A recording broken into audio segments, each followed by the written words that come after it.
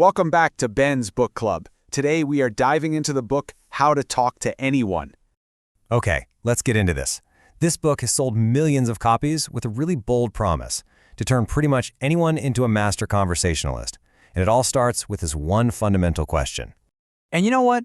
The book's answer is really optimistic. The core idea, the whole thesis, is that social competence isn't some kind of magic you're just born with. No, it's a craft, something that can be learned and perfected by anyone. And this book is basically the instruction manual.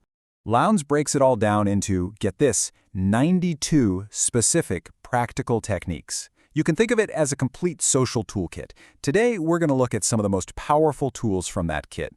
So the first part of this toolkit is all about those first 10 seconds of meeting someone.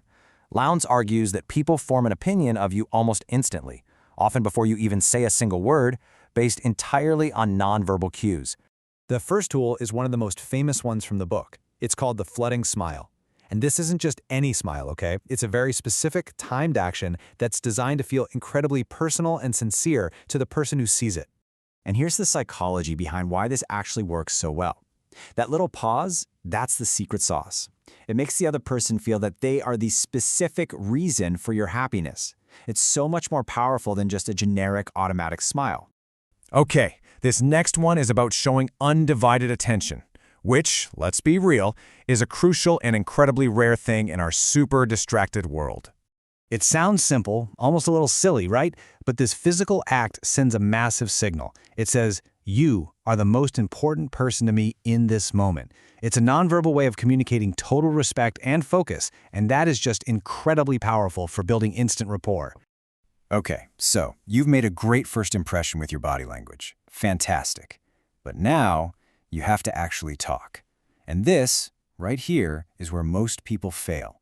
We all fall into that trap of boring, dead-end small talk.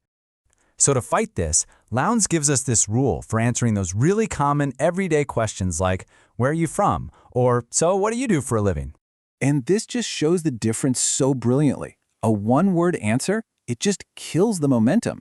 It makes the other person do all the heavy lifting.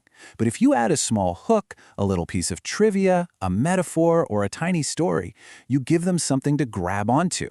It keeps the conversation flowing so much more easily. Now, what if you're ever completely stuck? Like your mind goes blank, you're panicking about what to say next? Well, Lowndes offers this incredibly simple, almost foolproof technique. So the whole point is that this simple little trick encourages them to expand on their thought, but without you having to come up with some brilliant, insightful question right on the spot. It keeps the spotlight on them and makes them feel like you're really listening. All right, now we're moving into the more advanced stuff.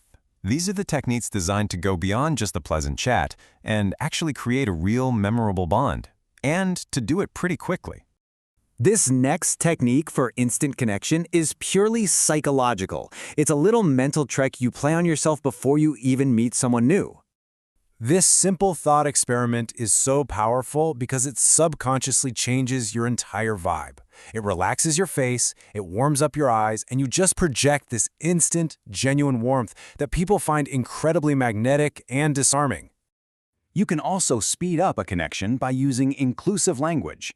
When you deliberately switch your words from you and I to we and us, you're building what Lowndes calls an instant history. Referencing a little joke you shared 2 minutes ago does the same thing. It creates a private world, making the other person feel less like a stranger and more like a trusted insider. So a lot of these techniques, they're deliberate, they're practiced. And this brings up a really important question that kind of hangs over the entire book.